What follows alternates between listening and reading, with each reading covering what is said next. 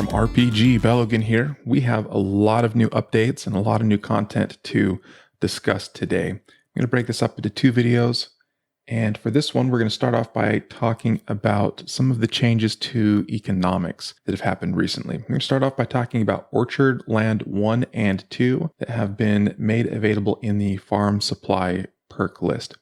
What these do is they let you increase the number of trees that you can plant in your orchard from 500 up to 850 max. So land 1 gives you an extra 100 trees, land 2 gives you an extra 250 trees. That combined with the perks that let you grow 10% more fruit means we get a lot of fruit to deal with per day, more than just the 500, which is really great for helping our exploring. And right now, once you've reached it, the absolute best financial use of exploring is to find antlers in your farm and make nets. The reason for that is because a single net used on Lake Minerva, especially once you have the fish there mastered and get the bonus sailing experience, is worth roughly 80k gold per net. So you can do 1,000 of those per day, and it's about 80 million silver per day. So really, really good, really strong. So the first thing I want to do is show really quickly in my perk tier list. If I come to the town and go to the library, you'll notice in here I have added community guides. We'll be adding in guides and links in here that have been added by other players in the community. There's a link here to the spreadsheets I'll be using today.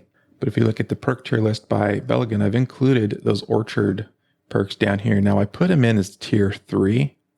Hey, there's my new slide to go back.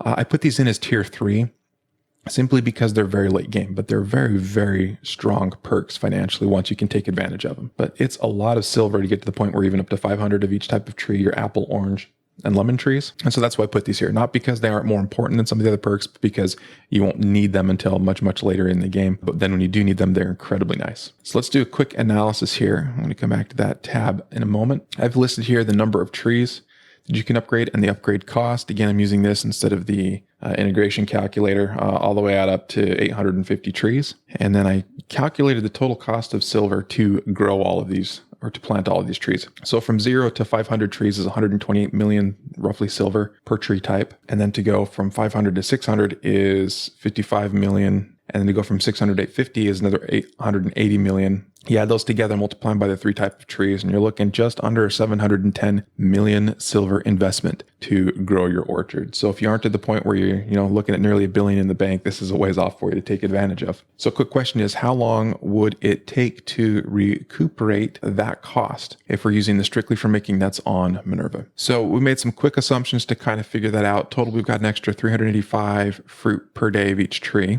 And we are assuming you're going to get roughly 3 antlers, which 1 antler per net per OJ, 3.5 nets per 10 apples, 1 net per 2 lemonades. These numbers, they're rule of thumb. Some days they're going to be a lot higher. Some days they're going to be a lot lower. Just to give you a ballpark figure though. Total, that's going to be roughly maybe about 455 more nets. And your mileage may vary drastically on this. You may see 600 or 700 more nets. You may see only 200 or 300 more. But on average, we're going to look at roughly this number for our assumption. Now, assuming you're getting 80K per net, that's a net value of an additional 36 million silver per day. Take that divided by your total cost, and you're looking at about 20 days to recuperate your cost on that. So really it pays off relatively quickly. By the time you're at this point in the game, you're probably playing more than just a month. So 20 days to repay something and having a lot of extra benefit is really, really big. And that is far more than you're getting per day, typically per your shields.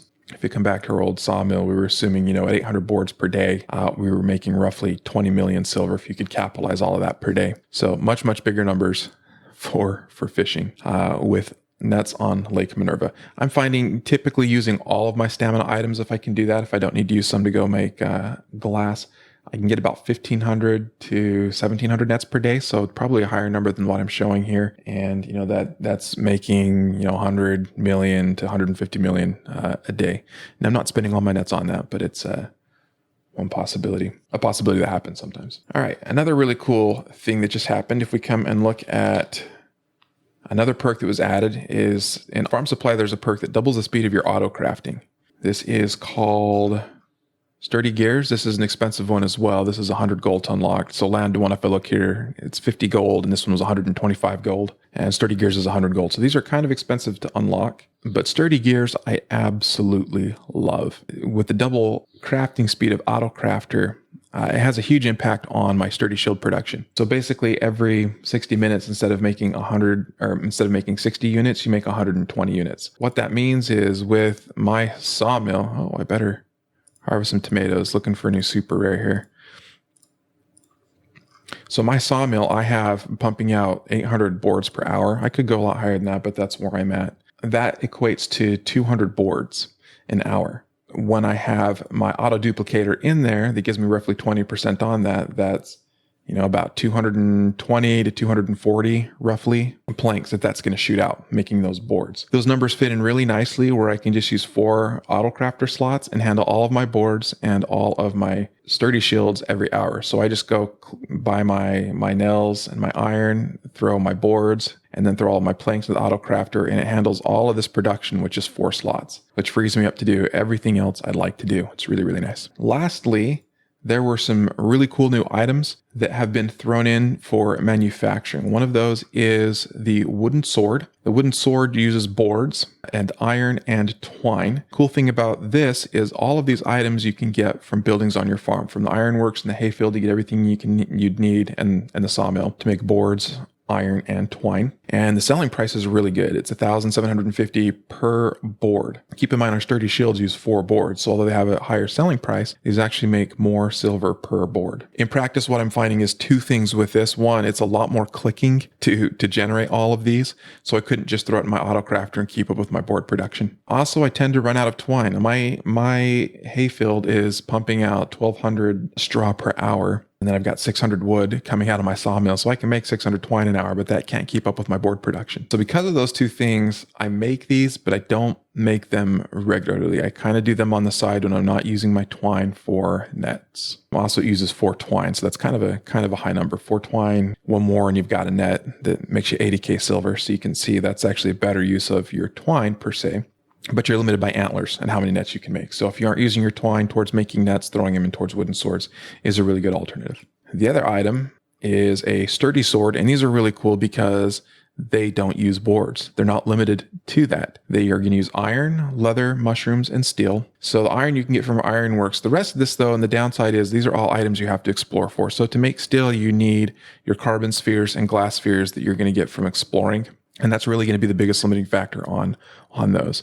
I really like that it uses mushroom paste and leather, though, because we get a ton of this when we're exploring in the forest for antlers. And in the past, I've just been selling this rather than doing anything with it. But being able to use that for sturdy swords is a really nice use of these 2 items until I run out of steel, which will happen. And then at that point, spending your exploring looking for antlers is probably a better deal than spending it looking for steel. The selling price on that's $11,000.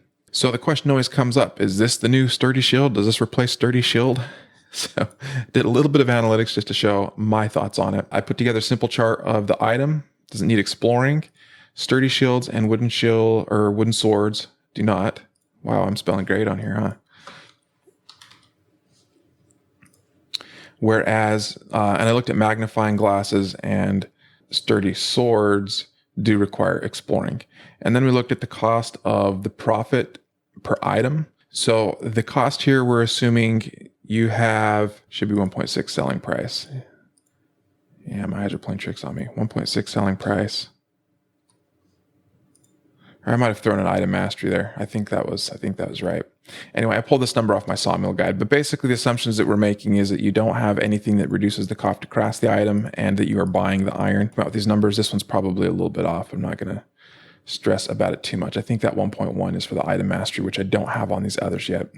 I just did the 1.6, which is your max silver selling on top of the base item of the selling price. So I have that profit per item. We also have profit per board, and magnifying glasses really are the best per board. They're better than wooden swords by a lot, but you also have more resources you're needing for those. You need your iron rings, which are relatively easy to make. Stone and iron you can get from your ironworks and your quarry. I also find plenty of those exploring. And it also needs glass orbs, which, depending on where you're exploring, don't come up all that often. By comparison, wooden swords, you're going to come up with a lot of the wood and straw to make twine just from exploring in the forest, where we're looking for antlers. Magnifying glass, I think everyone's pretty well realized, It's nice to do when you have the parts, but don't go out of your way to do it. And that's kind of my advice for sturdy sword. It's nice the way when you have the parts, but don't go out of your way to do it. So make all the steel that you can. Don't spend your time looking for it, but definitely converting that steel to sturdy swords has a very, very nice payoff on it. But typically what I'm still doing is I'm doing sturdy shields based off my auto crafter. I will then go and explore for antlers to make nets. And then everything that I'm not using for sturdy shields and antlers, I am dumping into making wooden swords. And I'm getting quite a few of those. And as a whole, this has bumped up the amount of money that I'm making off crafting, probably about 2x what I was prior, doing just sturdy shields, let alone everything I'm making going fishing. So it's really made it to where we're making a lot of money. It's not that hard to make 100 to even 200 million silver per day now, if you're maximizing your orchard, all of your crafting, and then fishing on Lake Minerva. It doesn't quite replace having that interest cap on the bank as far as getting super rich, but it is pretty handy to have. And if you notice, I come in here into my workshop, what's going on? I've got a lot of nets still to use for today, 882. I didn't purely look for nets today because I was doing some of the new quests. Got my ropes maxed out, my twine maxed out. So this is what I have as my favorite items, these three. I've got a lot of boards I can convert to...